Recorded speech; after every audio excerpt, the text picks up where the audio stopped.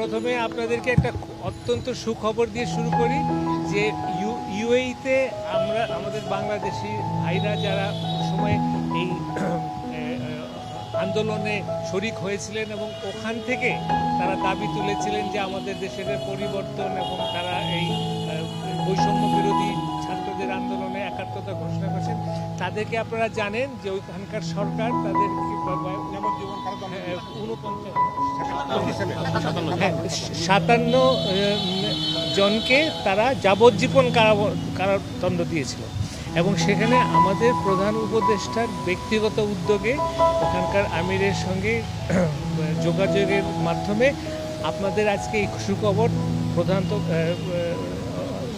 উপদেষ্টা আমাদেরকে বললেন যে তাদের সবাইকে মাফ করে দেওয়া হয়েছে।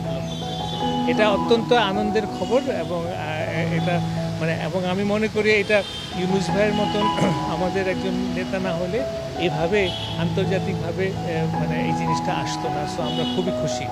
আর আজকের আলোচনার ব্যাপারে আমরা সম্পাদকরা যারা একসঙ্গে হয়েছিলাম, আমরা প্রথমে এই প্রধান উপদেষ্টা এবং বিশেষ করে প্রফেসর ইউনুস এবং তার সরকারের যে কর্মকাণ্ড, আমরা এটাকে সম্পূর্ণভাবে আমাদের একাত্মতা ঘোষণা করছি। আমরা চাই যে একটা নতুন দিগন্ত বাংলাদেশে উন্মোচিত হোক।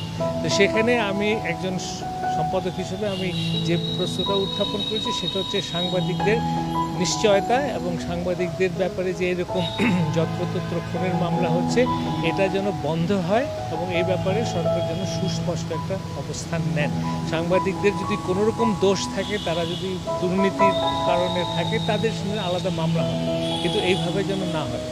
আচ্ছা, আলোচনার মধ্যে একটা এসছে যে আমরা চাই যে বাংলাদেশে একটা জাতীয় ঐক্য স্থাপিত হোক। আমরা একটা বিভক্ত জাতি, বিভিন্নভাবে রাজনৈতিকভাবে আমরা যেন একটা ঐক্য স্থাপন করতে পারি। আমরা এটাও বলেছি যে আমরা এই সরকারের কাছ থেকে কতগুলো গুরুত্বপূর্ণ সংস্কার আমরা আশা করছি। সেই সংস্কারের মধ্যে সংবিধান পরিবর্তন, তারপরে আমরা বলেছি লোকাল গভর্নমেন্টকে স্ট্রেংথেন করা, তারপরে আমরা বিভিন্ন যে স্বায়ত্তশাসিত সংস্থাগুলো আছে, anti corruption commission, human rights commission, election commission, এগুলো রিফর্ম করে এবং সত্যিকার অর্থে একটা গণমুখী সংস্থা এবং নির্বাচন কমিশন বিশেষ করে তারা যেন ভবিষ্যতের সমস্ত নির্বাচন সত্যিকার অর্থে জাতির এবং ভোটারদের চিন্তার প্রতিফলন ঘটান, এরকম একটা সংস্থা চাই। আমরা অ্যান্টি কারাপশন কমিশন চাই যে সত্যিকার অর্থে দেশের যেসব দুর্নীতি আমাদের হয় তারা যেন স্বাধীনভাবে। আরেকটা কথা আমরা বলেছি যে এই যে বিএসএস, বিটিভি এবং রেডিও যেটা সরকারের নিয়ন্ত্রণে, এদেরকে সাহিত্য শাসন দেওয়া, তারা যেন পেশাগতভাবে তারা যেন তাদের দায়িত্ব পালন করতে পারে।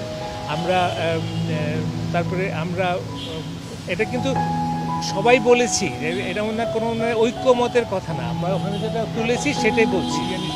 কালাকানুন রদ করার কথা। হ্যাঁ, মিডিয়া নিষ্পেষণে যতগুলো কালাকানুন আছে সেগুলোর, যেমন digital security act, cyber security act, এই ধরনের আইন যেন অ্যাটলিস্ট এই মুহূর্তে ঘোষণা হয় যে এগুলোতে সাংবাদিকের নিপীড়নের যেসব অধ্যায়গুলো আছে এগুলো কার্যত হবে না এবং এটার রিফর্মটা ওনারা সময় নিয়ে এটা করবেন। এখানে আরও প্রস্তাব এসছে যে এই যে কনস্টিটিউশনাল রিফর্মের যে ব্যাপারটা, সেখানে যে এই প্রধান উপদেষ্টা উনি যদি মনে করেন যে একটা গ্রুপ করে দেওয়া, একটা বিশেষ কমিটি করে দিয়ে সব ধরনের যে আইনের পরিবর্তন, আপনার জুডিশিয়ারির ইন্ডিপেন্ডেন্স, তারপরে পুলিশ রিফর্ম, এগুলো সব কিছু যদি একটা গ্রুপের কাছে হয় বা বিভিন্নভাবে হতে পারে, অর্থাৎ এগুলোর আমরা পরিবর্তন চাই, এগুলোর আমরা গণতান্ত্রিক রিফর্ম চাই। এবং উনি আমাদেরকে বলেছেন যে উনি সম্পূর্ণরূপে স্বাধীন সাংবাদিকতা বিশ্বাস করেন এবং আমাদের কাছে ওনার বিশেষ আবেদন হচ্ছে যে আমরা যেন আমাদের লেখনীর মাধ্যমে জাতীয় ঐক্যমত্য প্রতিষ্ঠা করা, তারপরে বিভিন্ন যে সাজেশন আমাদের থাকে, উনি এটা খুব সাগ্রহে গ্রহণ করেছেন এবং আমাদের কাছে আহ্বান করেছেন যে এই সরকার পরিচালনার সব ক্ষেত্রে হ্যাঁ এটা খুব গুরুত্বপূর্ণ যে উনি বলেছেন যে আমরা যেন সোচ্চারভাবে এই সরকারের ভুল ত্রুটি হলে আমরা যেন নির্দ্বিধায় সেটা কাগজে ছাপি এবং ওনার এই সরকারকে সাহায্য করি। সব কারাকারণে রোধ করার ব্যাপারে এটা হয়েছে এবং উনি সত্যিকার অর্থে আমি ব্যক্তিগতভাবে উপলব্ধি করছি উনি একটা মিডিয়া সত্যি সত্যি উনি বিশ্বাস করেন, ভাইব্রান্ট মিডিয়া চান। হ্যাঁ ভাইব্রেন্ট মিডিয়া চান, উনি আমাদের সত্যিকার অর্থে স্বাধীনতায় উনি বিশ্বাস করেন এবং মিডিয়া বান্ধব যদি সরকার প্রধান আমরা কখনো পেয়ে থাকি তাহলে আমরা এখন পেয়েছি এবং আমরা এর জন্য অত্যন্ত আনন্দিত।